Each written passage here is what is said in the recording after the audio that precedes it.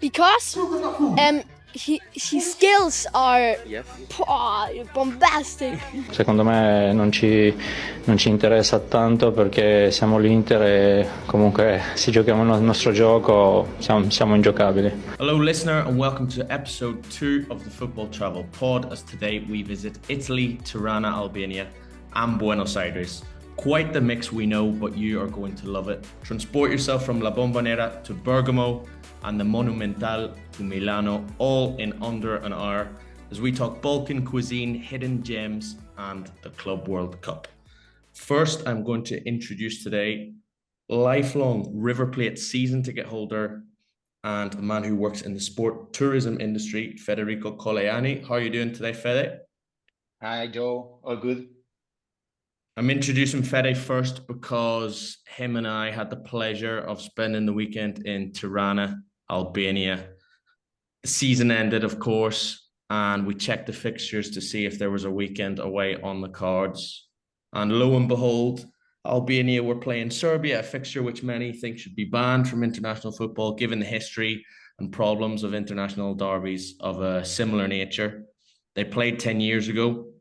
And for anyone who doesn't know, there was an infamous drone incident in Belgrade when an Albania fan decided to drop a drone with a very nationalistic and political flag of what they call Greater Albania into the middle of the Lion's Den, that is the Maracana Stadium in Belgrade. And it all went off, as they say. Serbian fans tried to storm the pitch and attack the Albanian team. And in the end, Albania won 3 points for that and ended up qualifying from that group for their first ever major international competition. Fast forward and the fixtures come around again, so we thought we'd go and check it out and see the city as well. Fede, what did you think of Tirana? Yeah, I mean, coming from Buenos Aires, I always like cities that are chaotic or messy, where nothing is too perfect. Because it brings out like amazing people, and the Balkans are full of these stories.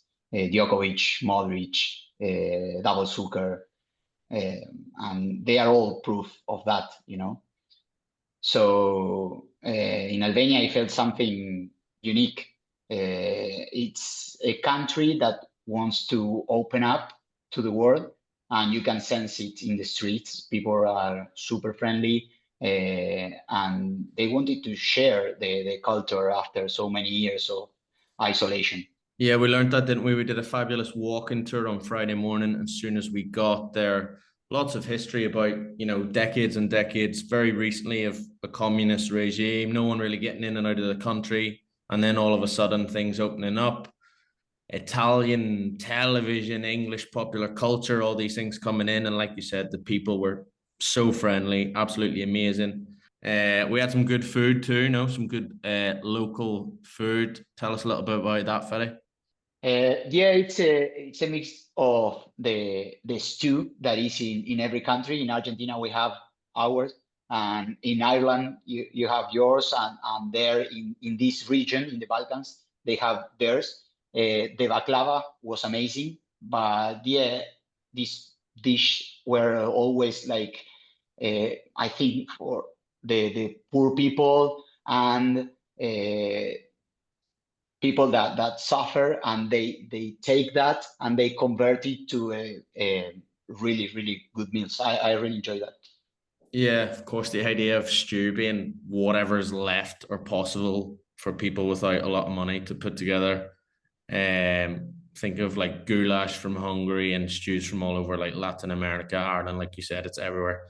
The stews were amazing. The baklava was amazing. Lots of pistachio and things like tzatziki, and very similar to Greek cuisine as well. We had an amazing mixed grill.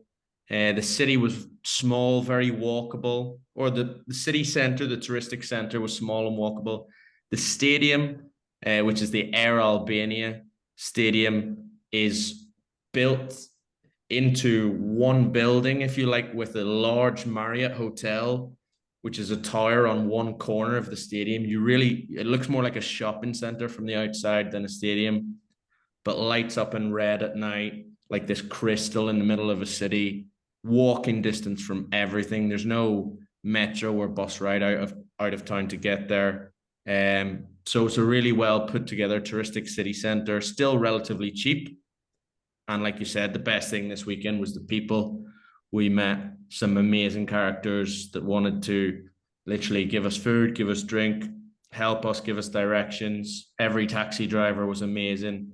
And then we had the match, which in the end was a bit anticlimactic. I was in the stadium. The atmosphere was incredible. Fede, you watched it in the main square in town where lots of ticketless Albanians would have watched the game. What was the atmosphere like there? It felt like it was way more than just a game, you know.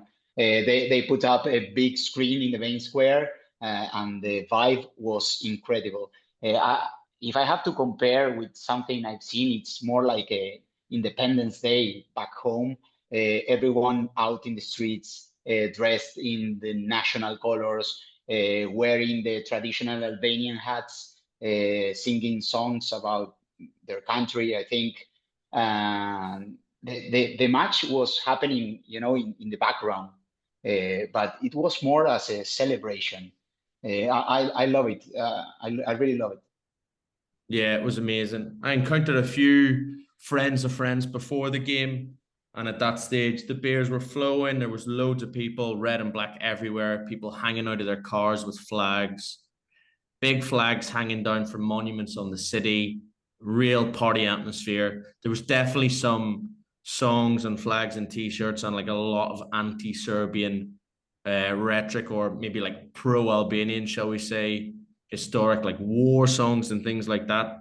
The noise and the atmosphere during the Serbian national anthem, which was booed when Albania got the penalty, complete eruption in a 20,000 seater stadium, but there was about 200,000 fans outside. It was amazing. So we would say definitely put Tirana, Albania on the bucket list, Fede, no?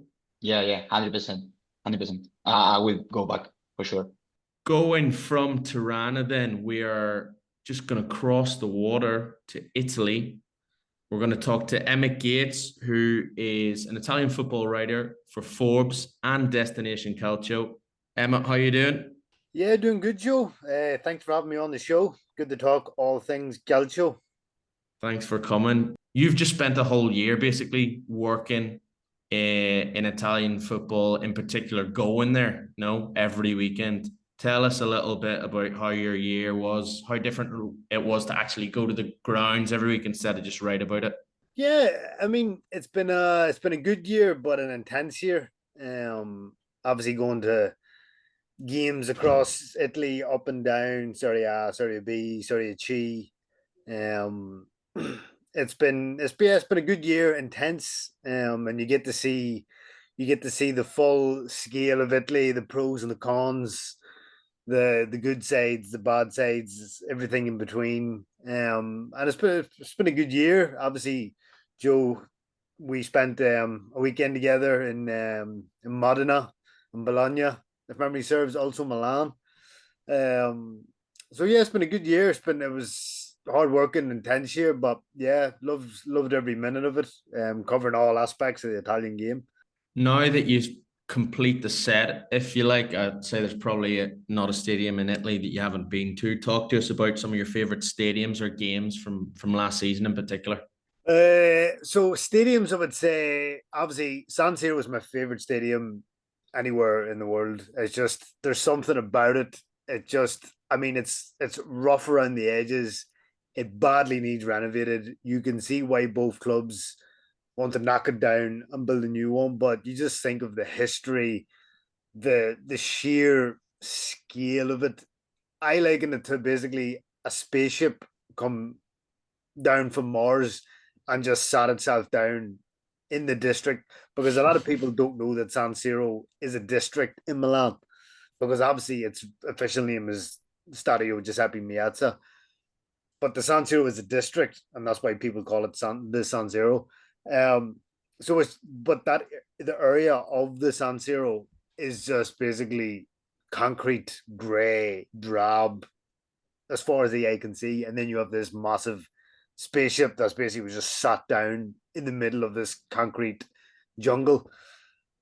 And you can see the red girders at the top of the stadium for miles, and it's just there's something about it. Joe, obviously, we were there for the Milan Derby last September, and just the atmosphere that it generates. It's just there's something about it. I can't describe it. You just have to experience it. That's the only way I can say. So that's an obvious one. But I like some of the smaller stadiums. I love the Stadio San Nicola, which is not necessarily small in terms of capacity, but it's kind of in Bari for the viewers who don't know where the San Nicola is. But it's probably the first case of a FIFA white elephant in the sense that it was built for Italia 90 and it's far too big for a team of Bari stature. Bari, obviously, a yo-yo club within Italy. They're up and down, more down than up, truth be told. And the San Nicola, I think it's the capacity is like 59,000 or 60,000, and it's far too big for a team of Bari standing in the Italian game. But the design of the stadium, it's supposed to mimic rose petals. It was designed by Renzo Piano, a famous Italian architect. So it's a really good stadium. The Luigi Ferraris, obviously, Joe, we were talking off air. The Marassi, as it's known as, is a cracking English style stadium. Is really good. I'm trying to think. Home to Genoa and Sampdoria, obviously, for people who perhaps don't know Genoa the and exact name. Yeah, exactly. Atalanta Stadium now is really good. The GWS, because obviously they've renovated it. It's the newest stadium in the country. They didn't have a running track, but there was a division between the pitch and the stands. They brought everything closer together. The atmosphere is really, really good. We went there for Atalanta Napoli in February, I believe, or January, and it was a cracking game, cracking atmosphere. So Atalanta Stadium's high on the list. Bologna Stadium, the Dallara, is a beautiful little stadium. It has a running track, but it's in a great. Bologna is a great city in itself. The Dallara, they're slowly renovating it. They put in new seats. They've put in a bar. There's bars and a decent VIP area. So the Dallara is also on the list. But then you get some, because it's Italy, and the average age of the stadiums is 68 years old. You get some concrete monstrosities, and they're almost like they're so bad they're charming in like a very ugly, brutally ascetic Soviet era kind of way. So I'm thinking of like the Via del Mare in Lecce. It's an horrendous stadium, but there's something about it. We went to see Lecce against Fiorentina, and Fiorentina won 6-0 in Lecce. And it was but the Lecce fans never stopped singing all game, even after the third, the fourth, the fifth goal went in. But it's a brutalist stadium. It's never going to win awards, but there's something charming about it. And there's a lot of stadiums like that in Italy, especially lower down in Serie B and Serie C. They were built in the time of Mussolini, and they've hardly been touched since. So, but there is a charm to it, because if you go to stadiums in England, they look like futuristic spaceships compared to Italy. And the ones in Italy, they're very antiquated, but they're, like I said, there is a charm to them. I mean, when you speak about Lecce, for me, ones that I visited, Palermo and Napoli, both come to mind in terms of you could barely buy a water in the turnstiles at most of these. There's barely a bathroom system sufficient for half the stadium, never mind the whole thing. But there's something romantic in that ugliness, if you like. But of the other ones you mentioned, Bologna, Atalanta, of course, which is very, very modern, isn't it? But the noise is better because of that. But San Siro, obviously, it's the biggest cliche, but if anyone hasn't been, then they simply have to go, and they keep threatening that it's not going to exist season after season. That's why I've been so many times recently, thinking it wasn't going to exist anymore. It's still going, obviously, but it's just indescribable. Sort of grandeur of it for me when you see it, the size of it from the outside. I think the fact that it stands alone in that region, in that San Siro district, just rises up from the concrete like it's transformed out of the ground. And when you're in it, it just so much more big and impactful than anything you've ever seen as a stadium. Then you think about the clubs that play there, the history, the World Cup, things it's seen. Of the big ones and of the ones that people want to tick off their list, I don't think anything meets its reputation quite as much as the San Siro. What about ones that listeners haven't heard about or been to before, Emmet? Any hidden gems from your last year, stadiums, but also maybe cities as well? Yeah, the Alberto Pico, Stadio Alberto Pico in Spezia is a nice little stadium. Obviously, we, as part of this Destination Calcio, we broadcast Serie B in the UK, Ireland, the US, Canada, Latin America. So we covered a lot of Serie B, went to a lot of Serie B grounds this year, and Spezia were fighting for automatic promotion along with Cremonese and Pisa and Sassuolo. So I went to the Alberto Pico a couple of times, and it's a very modern, small stadium, easy to get there, and it's has, you know, by Italian standards, it's modern facilities. So it's a hidden gem, I would say. And Spezia is a cracking little town. It's a gateway to the Cinque Terre. It's easy to get to. You can get to La Spezia from Genoa or from Pisa. Probably easier from Pisa because there's just more flights to Pisa than Genoa. And it's like an hour on a train from Pisa to Spezia. And Spezia itself's a cracking little town. There's not a million and one things to do, but you know, you have the port, you've got the sea, and the Cinque Terre is not far away. So Alberto Pico is definitely worth a shout. Did you enjoy Como, as in Yeah, the real Como, not Bellagio or any of those places? Yeah. So the Senegalia is a nice little stadium. Obviously, Como was one of the stories of the Serie A season just passed. Obviously, Cesc Fabregas' manager, and you know, they finished 10th. And so, yeah, you know, obviously it's probably the most postcard picturesque stadium in Italy. You know, if you're sitting on the main stand, you've got the view of the lake behind one of the other stand, the stand in front of you. The lake is behind it. Beautiful views. It's only what 16,000, 15,000, and it's generally full since they've been to Serie A. So yeah, Como is definitely, and Como itself is obviously worth the trip. To see the real Como, walk around the lake, and you know, nice food and whatever else. So definitely the Senegalia would definitely recommend it to the listeners. I'm trying to think of other stadiums. We've covered a lot of stadiums this year, so trying to remember off the top of my head. When we went to the Modena, Joe.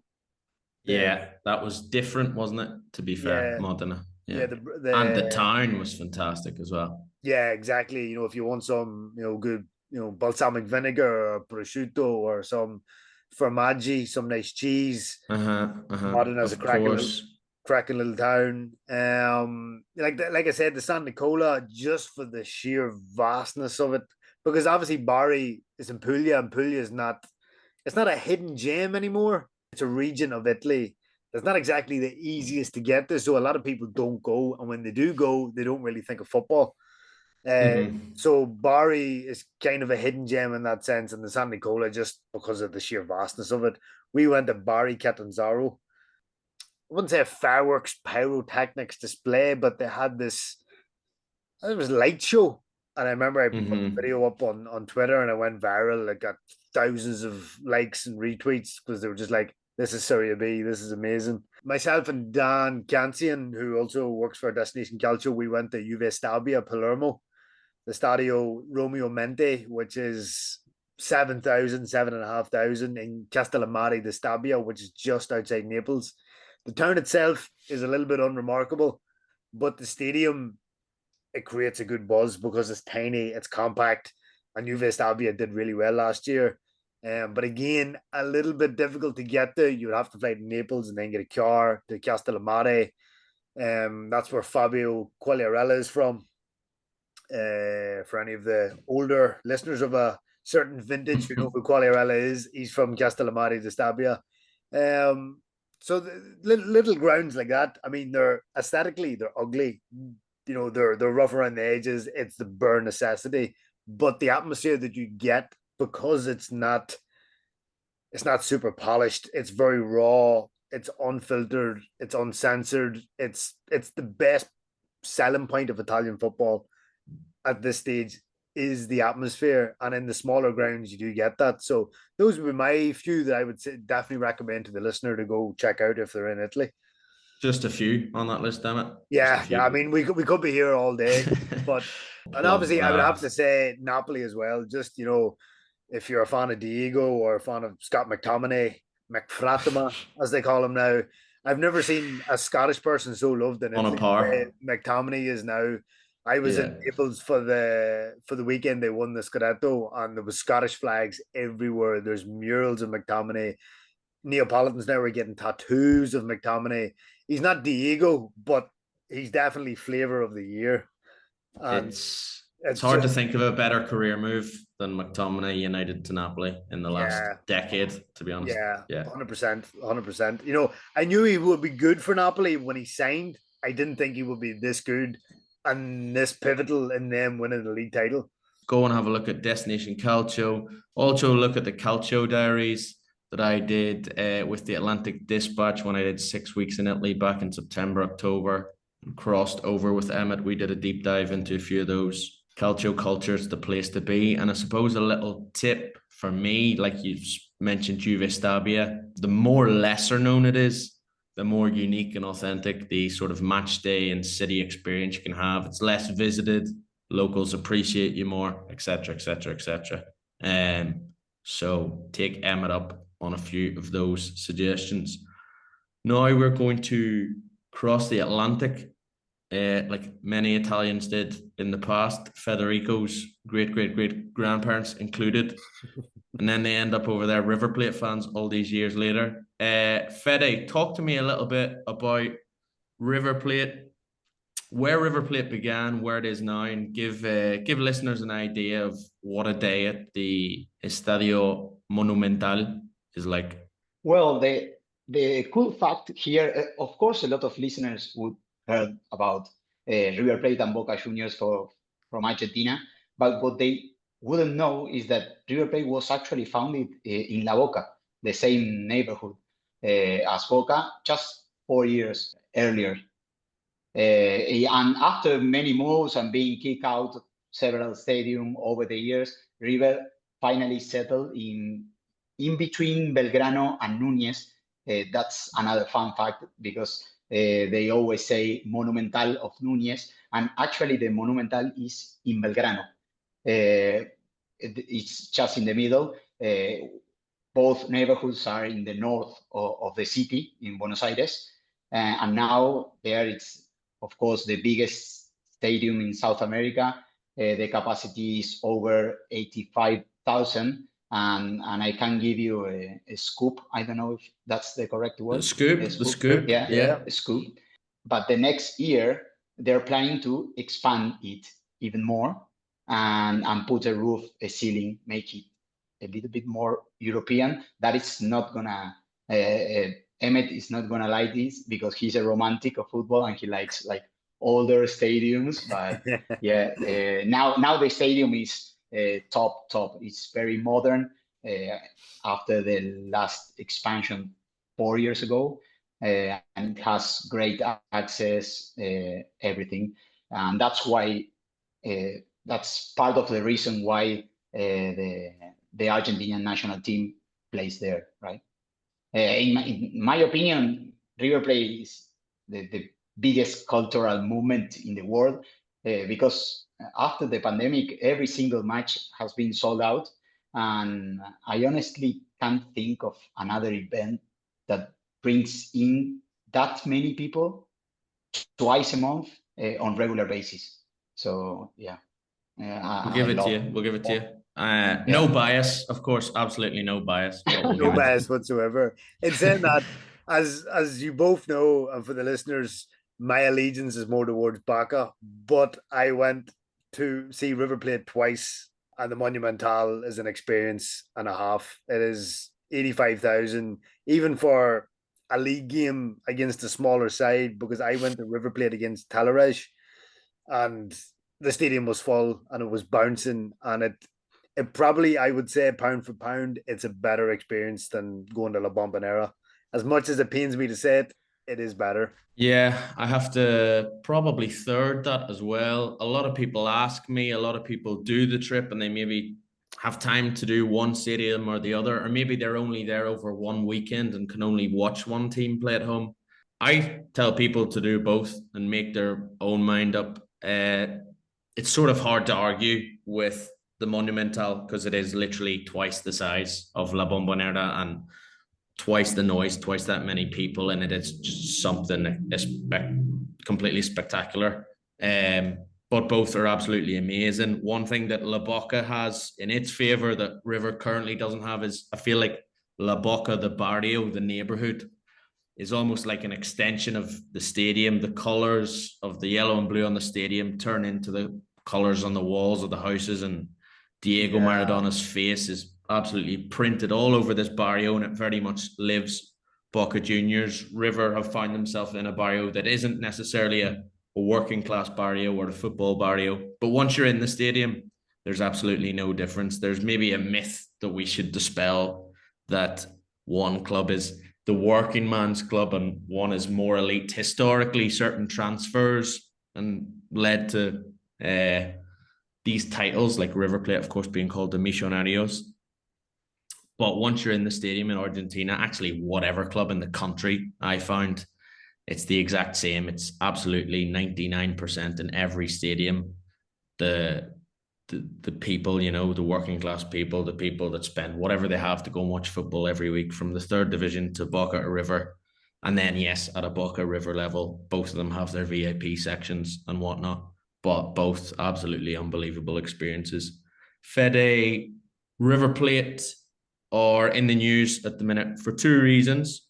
One is because they are making their way to the US for the Club World Cup. And two, because they're about to make a massive sale of one of the most talented young players in South America, perhaps in the world. Tell us a little bit about your thoughts on both of those things. So a bit of context about the Club World Cup. It's the first time they're doing this tournament. So the group stage won't be easy for us. Because we are playing against Urawa Red Diamonds, a team from Japan, and it's always unpredictable, you know. Monterrey, and of course, Inter Milan, Champions League runners-up. The tricky side for River Plate fans is the logistics, because the games are in Seattle, Los Angeles against the Mexican team, so it's going to be full of Mexicans, and then back again to Seattle. So it's very expensive for Argentinians to go there. But let's be honest here, guys. For South American teams, it's not really about winning this competition. We know it's nearly impossible. And it's in the middle of the season. So the main focus here for River is the Copa Libertadores, and the transfer, the market is gonna reflect that priority too, and you can see that with Mastantuono. Mastantuono is gonna play the World Cup for River Plate. At least now they say that, and he's moving after to Real Madrid. What can I say about this kid? I've been going to the Monumental for the last 25 years, and I've seen the debut of Saviola, Aymar, Higuaín, Mascherano, De Michelis, Enzo Fernandez, Julian Álvarez, Echeverri. But this kid, he's incredible. He's one of the top 2, top 3 of all that list. Tall, he's 17 years old, so tall, left-footed, number 10. He's incredible, good jewel, and his mentality looks like in the right, in the right side, in the right place, hopefully, yeah. In the right place, yeah, to land in Europe. He's very young, so it may take a bit of time for him to adapt himself. but the Spanish league and the Calcio too, for Argentinians are always like good places to go. He's obviously an amazing talent. I think people probably would have heard Mastantuono's name for the first time when he scored that amazing free kick against Boca recently. But as you know, going to the match, he's been playing a lot more before that. And even a year or two ago, some of the biggest clubs in Europe were linked with him. Recently, it looked like PSG and Real Madrid really wanted to close a deal, and now it's done. Massive transfer fee for a 17-year-old from Argentina. Even Echeverri, like you said, who was predicted by many to be the next number 10 of Argentina, or future number 10 of Argentina, went to Man City a year ago for half the money. No, less, maybe 25 million. 20 in between 20-25, yeah. Fede, do you think it's a move too soon? Do you think he's too young? Should he stay in River another couple of years, or do you think he's ready for it? Do you need me to answer that question, being a River Plate fan, or just? No, just as a neutral, As a neutral. Do you think he's ready for it, or do you think it depends? Well, Real Madrid has changed his coach recently, and I don't know what Rodrigo is gonna do, because he starts in like Lamine as a right wing. So maybe there's a spot there for him. I don't know, this guy Arda Güler. yeah. So if they give him the minutes to develop himself, I think he is not soon. So he's been selected for the national team, and maybe he's playing on Tuesday against Colombia a few minutes. So no, he's ready. Of course, it's gonna take time, to adapt himself, but he's ready. He's been playing with the first team in the last during the last year and a half. So he made his debut when he was 16, and as Joe says, in the last 3-4 months, which was this break point when he scored the free kick against Boca. After this, he was like the owner of the team. It was incredible.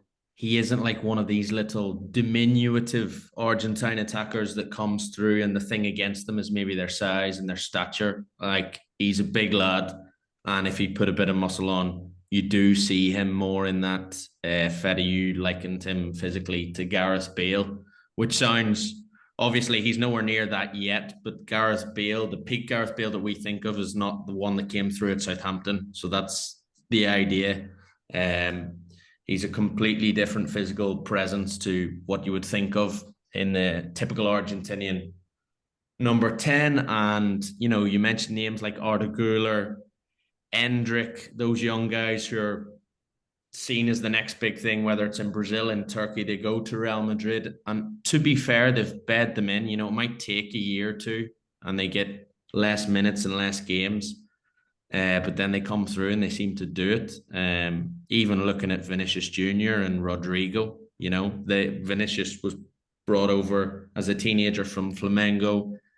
Physically, now he's known for his speed. He didn't look at it when he came through, and look at the player he is now. So no reason why it's too big a jump for Mastantuono if they take it easy on him, I suppose, to begin with. We've spoken about River, so we have to at least mention rivals Boca Junior as well, or half of Argentina will never listen to the podcast anymore. Boca are also going to the Club World Cup. For a bit of context generally, Fede, I would say in the last maybe 2 or 3 years in Argentina and in South America, River have probably been underwhelming and underperforming, but Boca have been a disaster. Would you agree? Yeah, institutionally now the teams are a big difference. So River is producing a lot of talent and exporting, so it brings in a lot of money, and so they can have a better squad.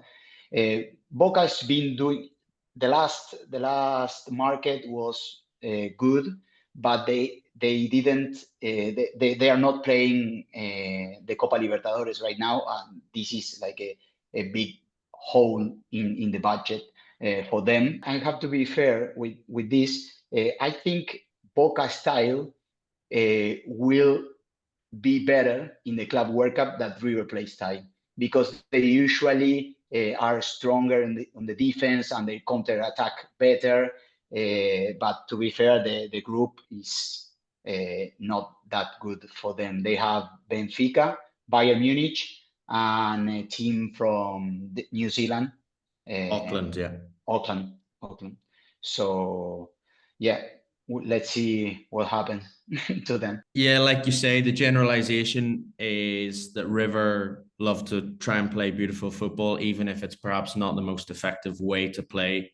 And Boca is more a win at all costs mentality. A good example is a couple of years ago when they had a very average team that did not do a lot domestically, but managed to get to the Copa Libertadores final. And in all 3 knockout rounds, it didn't win a single game over 6 legs. So they basically on penalties, wasn't it? Exactly. So they drew 6 games essentially and used penalties to get to the final. Without and then scoring, they were beaten by Fluminense in the final, who were a superior football side for sure. But it gives you an idea of how perhaps they could essentially park the bus and get a result at the Club World Cup. Who knows? I'd imagine Benfica and Bayern are way too strong and they'll get out of the group. River, I suppose, have a realistic chance of second place because alongside European finalists Inter Milan, they are in there with a Japanese team and a Mexican team. There's no amateur team like Auckland City in there, but the 3 of those teams might have a similar level, and perhaps any of them could surprise for second place. But it would be a big statement for River or Boca or any of the Brazilian teams to get out of the group and make themselves competitive. So let's see. Hopefully some of the podcasts in the upcoming weeks will be coming from the States because I'm going over there to cover all the action. I will be seeing River Plate against Monterrey in Los Angeles. And I think, like you said, Fede, with the amount of Mexicans in California and LA, the atmosphere for that one will be unbelievable and it'll be a very difficult game for River as well. Emmet, talk to us a little bit about the Italian sides that are heading to the Club World Cup. Obviously, Inter, like we mentioned, got absolutely battered in that final against PSG. There's no other way to put it. And Juventus, very underwhelming time of it recently too, but snuck into a Champions League spot there at the end of the season. Are they going to take this tournament seriously? Is it going to be like another pre-season for them? Do they want to win it? What's the view from Italy on that? It's a strange one because I think there is a sense that nobody really knows what this competition is going to be like. It's an unknown beast in that sense. Obviously, I think Italian teams, Inter and Juve, will take it half serious because of the amount of money at stake. I think even before a ball is kicked, they'll probably get about 20 million euros each.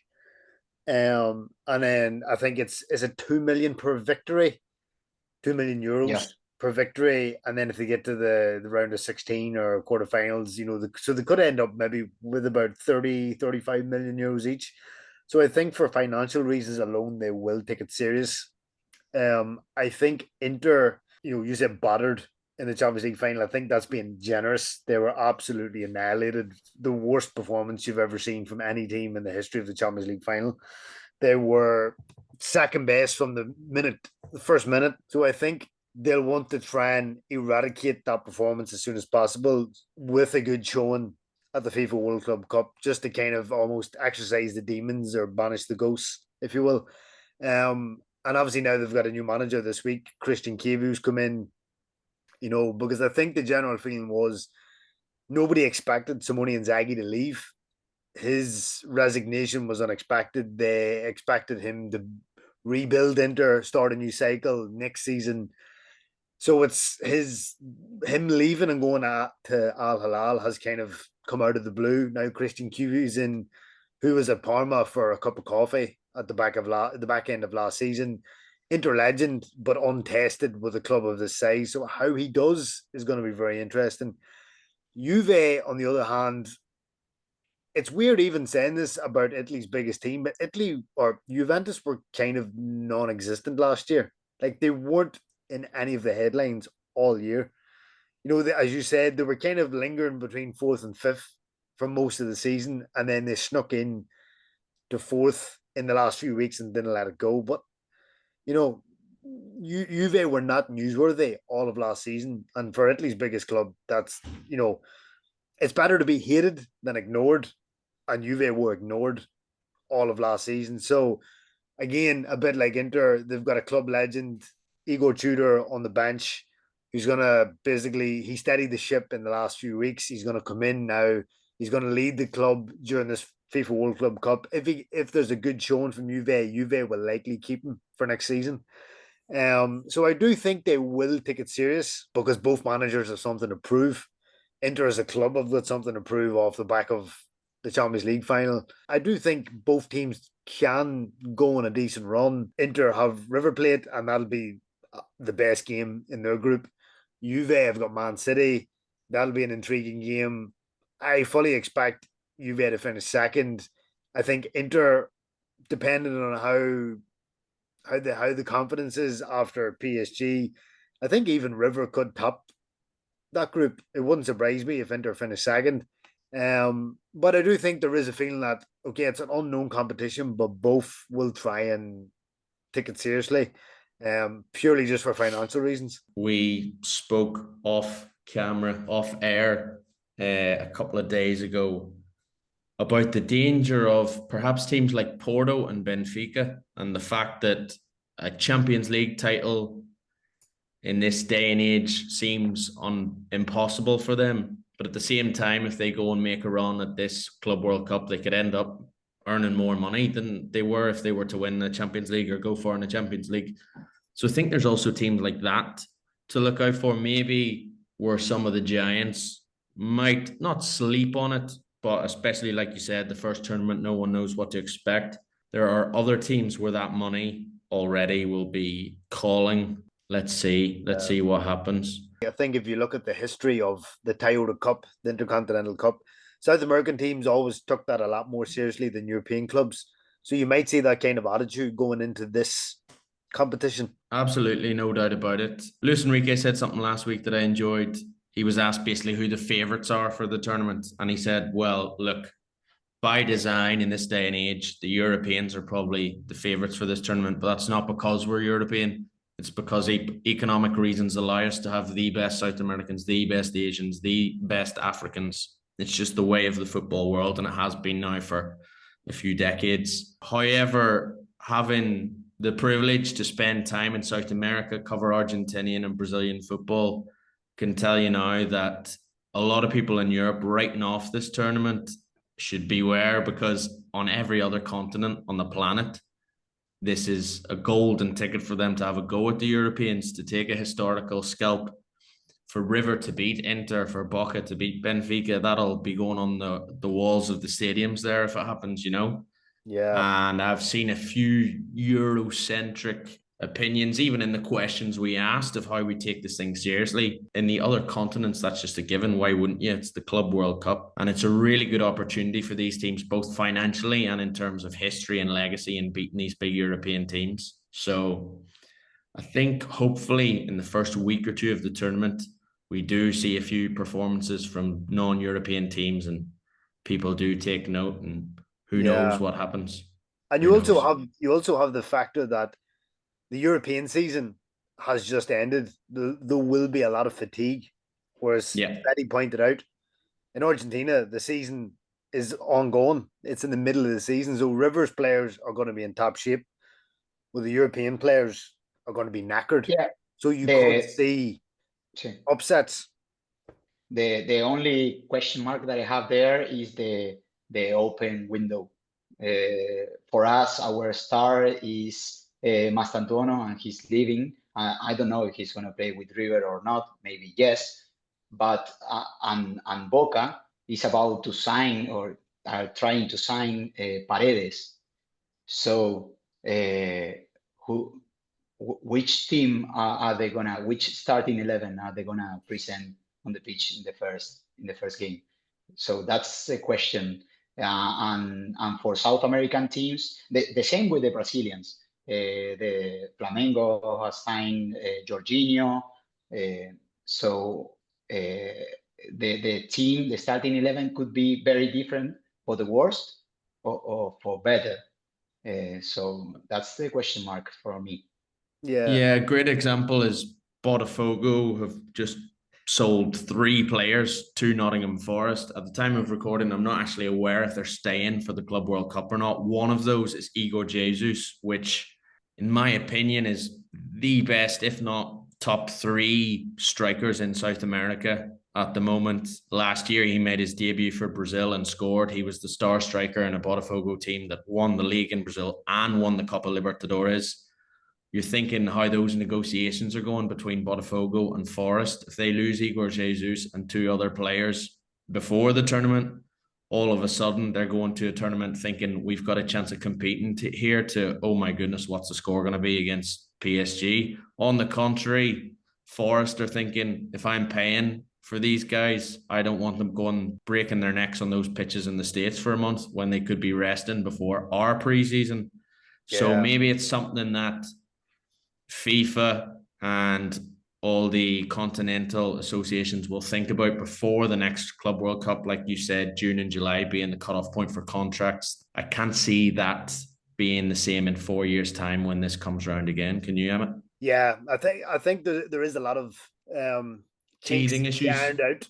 Yeah, 100%. Because it diminishes. So if Botafogo lose them players and they're not featuring, it reduces their chances, and therefore it doesn't make the competition as good as FIFA wanted to be, because Forest has taken them and they're not Forest aren't in the competition. So FIFA is going to look at it in terms of, well, you actually made our competition slightly worse because Botafogo won't do anything without them. And obviously if Botafogo do well, it looks better for the tournament, it looks better for FIFA, and it's all linked. So you could see a situation where you have to perhaps maybe try and keep the same players, or you move the tournament when the transfer window is not open, and then there definitely will, because it's the first of its kind.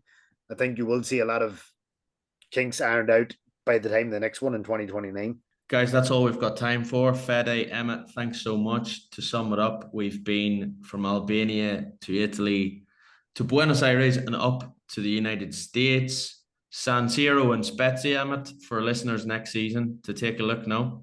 Yep, 100%. And in the summer, watch out, Boca, River Plate. We will check in with the Brazilian teams also. And I have to say once more, Tirana, Albania, great little stadium, great atmosphere, amazing people, food, weekend, and relatively cheap, of which there are not too many cities still like that in Europe. So get yourselves to Tirana, Albania as well. Make sure to follow, subscribe, Football Travel Pod, Football Travel Man on Instagram, Destination Calcio of Emmet Gates as well. Thanks, guys. Thanks for listening. Cheers, Emmet. Cheers, Fede. Pleasure. Thank you.